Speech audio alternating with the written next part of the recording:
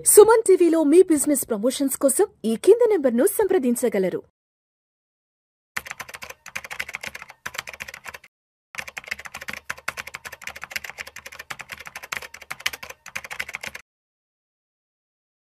అనిల్ గారు నమస్తే సార్. నమస్తే అండి. అనిల్ గారు, ఢిల్లీలో బాంబు పేలుడు ఘటన నిజంగా చాలా విచారకరమైన అంశం. యావత్ భారతదేశం మొత్తం ఉలిక్కిపడింది. దాదాపు 10 సంవత్సరాల తర్వాత ఇలాంటి ఘటన జరగడం అనేది నిజంగా చాలా బాధపడాల్సిన విషయం. అయితే ఈ యొక్క బాంబు పేలుడు అంశాన్ని స్టాక్ మార్కెట్స్ మాత్రం చాలా పాజిటివ్గా తీసుకున్నాయండి సార్. ఒక ఆర్టికల్ చదివాను, బాంబు పేలుడు ఘటన తర్వాత స్టాక్ మార్కెట్లో ఉన్న కొన్ని డిఫెన్స్ స్టాక్స్ అయితే మాత్రం చాలా పాజిటివ్గా ర్యాలీ తీసుకున్నాయంట. ఏంటి అసలు ఏ స్టాక్స్ పాజిటివ్గా ర్యాలీ తీసుకున్నాయి? అండ్ అంటే ఈ వార్తల్లో నిజమెంత ఏంటి అసలు?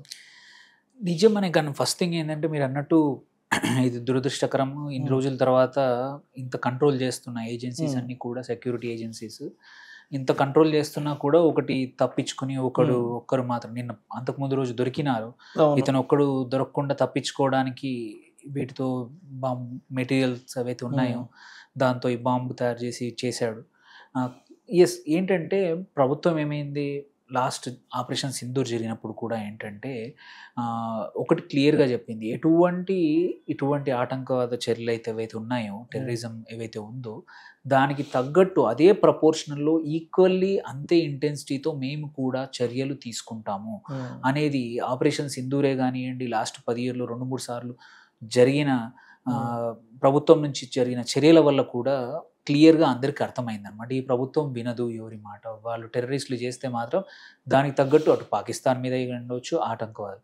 అలాంటప్పుడు ఏంటంటే కంపల్సరీ డిఫెన్స్ అనేది స్పెండింగ్ జనరల్గా ఎక్కువగా ఉంటుంది. అంటే యాక్చువల్లీ ఇది నెగిటివ్గా చూడడం కన్నా ఒక రకంగా ప్రభుత్వం మీద నమ్మకం. అంటే మన యుద్ధ మన ఏమంటారు, మన ఆర్మ్ ఫోర్సెస్ మీద ప్రజలకున్న నమ్మకం అనేది చేస్తోంది. సో ఇన్వెస్టర్స్ కూడా ఎవరైతే కొందాం అనుకుంటున్నారో డిఫెన్స్ స్టాక్స్లో ఆల్రెడీ లాస్ట్ సమ్ టైం నుంచి బాగా ఉంది. ప్రభుత్వం కూడా అడిషనల్గా ఇన్వెస్ట్మెంట్ చేసింది.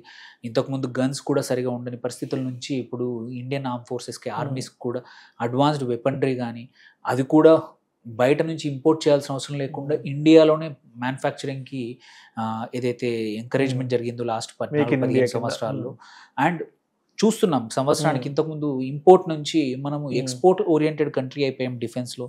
సో అదే ఫలితం ఏంటంటే ఎవ్రీ టైం ఇట్లాంటి యుద్ధ వాతావరణం కాకపోయినా ఇట్లాంటి టెర్రరిస్ట్ ఏమైనా వస్తే మాత్రం ప్రభుత్వం కూడా ఈక్వల్గా చర్యలు తీసుకుంటుంది, ప్రొక్యూర్మెంట్ పెంచుతుందనే ఆశ వల్ల ఈ డిఫెన్స్ కంపెనీస్ అనేది స్టాక్స్ పెరిగాయి. నిజమే, కొన్ని కంపెనీస్ మనం నిన్న చూసుకున్నా కానీ 1 day రిటర్న్స్ అంటే డిఫెన్స్ కొన్ని రోజుల నుంచి ఫేవరబుల్ సెక్టర్ కాదు, బట్ కొన్ని ఫలితాలు అనౌన్స్ చేసిన కొన్ని కంపెనీస్, సోలార్ ఇండస్ట్రీస్ ఇట్లాంటివి ఏవైతే 4-5 కంపెనీ, GRSC లాంటివి ఆల్రెడీ పెరిగేవి.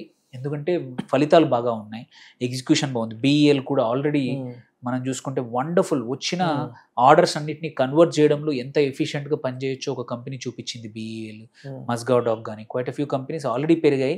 దాని మీద నుంచి ఇట్లాంటి మళ్ళీ సడన్గా ఇన్ని ఏళ్ళ తర్వాత ఒక బాంబు దాడి జరగడం వల్ల ప్రభుత్వం ఎటువంటి రెస్పాన్స్ ఇవ్వబోతోంది, అటు పాకిస్తాన్ పైన మళ్ళీ ఏదైనా పెరగచ్చు అనేది. కాబట్టి మీరు చూసుకున్న data patterns another company defence ఏరోస్పేస్లో ఉంది, ఒక 4.2% పెరిగింది ఒక్క రోజులో. సైమల్టేనియస్లీ పరాస్ డిఫెన్స్ కానివ్వండి, HAL కానివ్వండి, BDL కూడా another major component, idea forge ఒకటి, హై ఎనర్జీ బ్యాటరీస్ ఇండియాస్ కానీ, యూనిమెక్, ఇవన్నీ కూడా ఎనీవేర్ బిట్వీన్ 0.5 నుంచి 2-3% పెరిగాయి.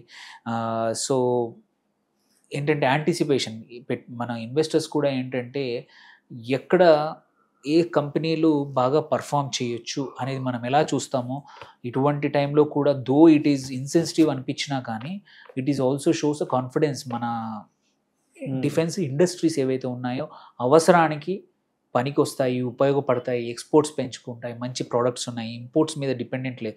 ఎందుకంటే మనం చూసాం ఇంతకుముందు బంగ్లాదేశ్తో యుద్ధం జరిగినప్పుడు అమెరికా తను సప్లై చేసిన ఎక్విప్మెంట్కు నేను రిపేర్ చేయను, వాటికి కావాల్సిన స్పేస్ ఇవ్వను అని యుద్ధం టైంలో ఇంతకుముందు లాస్ట్ మినిట్లో ఇబ్బందులు పెట్టింది. అలాంటి ఇబ్బందులు నెక్స్ట్ టైం ఏదైనా యుద్ధం కానీ మనకి ఏదైనా అవసరం వచ్చినప్పుడు సెల్ఫ్ డిఫెన్స్ కానీ సెల్ఫ్ రిలయన్స్ లేకపోతే చాలా కష్టం. అలాంటి పరిస్థితులు ఇప్పుడు మారిపోయాయి. మనమే వేరే వాళ్ళకి చేయడం జరిగింది. And quite a few customisations కూడా. ఎగ్జాంపుల్ మనం రష్యన్వి ఎక్విప్మెంట్ ఏవైతే తీసుకున్నామో మన Indian companies, multiple listed Indian companies కూడా వాటిని ఇండియనైజ్ చేసింది.